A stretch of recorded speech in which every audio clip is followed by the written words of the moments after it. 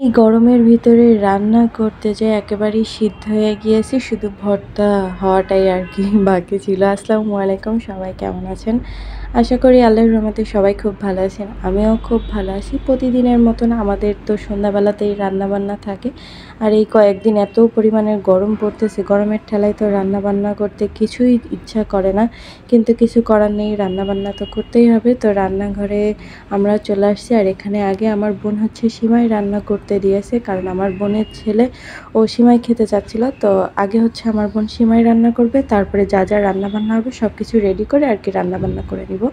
আজকে মুরগি রান্না হবে, এখানে মুরগি বের করে রাখা হয়েছে, এমনকি মাংসও কাটা হয়েছিল। কিন্তু পরে যে আমাদের মাথায় এসেছে যে শুকনা মরিচ নেই, আর শুকনা মরিচ ছাড়া আমাদের মাংস খেতে একটুও ভালো লাগে না।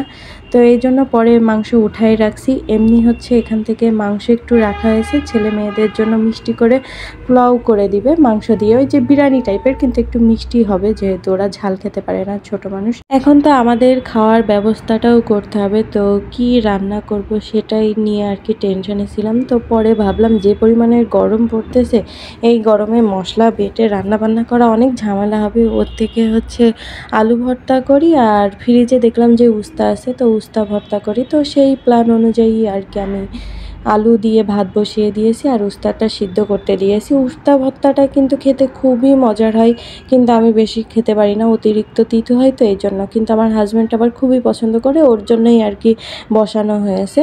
আর এই দিকে তো আমার বোন ওই যে মাংস রান্না করতেছে ছেলে মেয়েদের জন্য।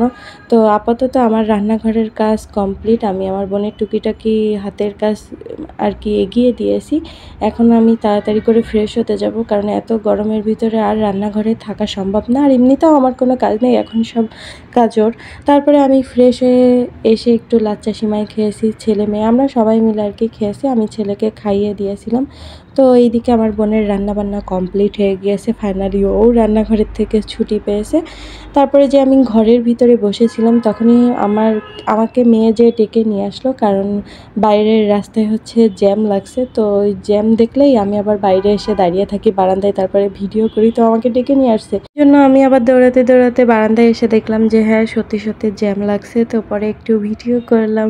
আর রাত্রেবেলা দেখেছেন, রাত্রেবেলার পরিবেশটা কিন্তু আসলেই সুন্দর লাগে। তো ফাইনালি এখন হচ্ছে খাওয়া দাওয়া করব। এখন কিন্তু 10:30 বাজে। তো আমি ভাবলাম ভর্তাগুলো রেডি করি, এখনও পর্যন্ত আমার হাজব্যান্ড আসেনি। তো এখানে আমি আলু ভর্তার জন্য ঝাল পেঁয়াজটা ভেজে নিচ্ছি। ভর্তায় দেখবেন এমনি কাঁচা ঝালের থেকে কিন্তু শুকনা মরিচটা যদি ভেজে দেওয়া যায়, তাহলে কিন্তু ভর্তা খেতে বেশি মজা লাগে। কিন্তু ওই যে দুঃখের ব্যাপার, আমাদের বাসায় হচ্ছে শুকনা মরিচ নেই। যাই হোক, তো এখন হচ্ছে আমি উস্তা ভর্তা করব। আর উস্তা ভর্তায় কাঁচা পেঁয়াজ কাঁচা ঝাল দিলেই কিন্তু বেশি মজা লাগে, আর সামান্য পরিমাণে সরিষার তেল লবণ দিয়ে মাখিয়ে নিলেই রেডি। আর এটা খেতে খুবই মজার হয়, আপনারা চাইলে একটু ট্রাই করতে পারেন। কিন্তু অনেক তেতো হয়, তবে স্বাস্থ্যের জন্য খুবই ভালো এটা। এদিকে আলু ভর্তা বানানোর জন্য ঝাল পেঁয়াজ ভাজা কমপ্লিট। এখন তাড়াতাড়ি করে আমি আলু ভর্তাটা বানিয়ে খেতে বসে যাব, কারণ প্রচুর পরিমাণে ক্ষুধা লাগছে। কেন তা জানি না, খুব খেতে ইচ্ছা করতেছিল। এমনিতেও অনেক বাজে, প্রায় 11টা বেজে গিয়েছে। তো এখন তাড়াতাড়ি করে আমি ভাতের ভিতরে থেকে আলুগুলো তুলে যে মাখাবো, এত পরিমাণের গরম ছিল, এই জন্য চামচ দিয়ে একটু হচ্ছে আলুগুলোকে একটু মানে চ্যাপটা চ্যাপটা করে কেটে কেটে দিতেছিলাম, যাতে তাড়াতাড়ি আলু ভর্তাটা মাখাতে পারি।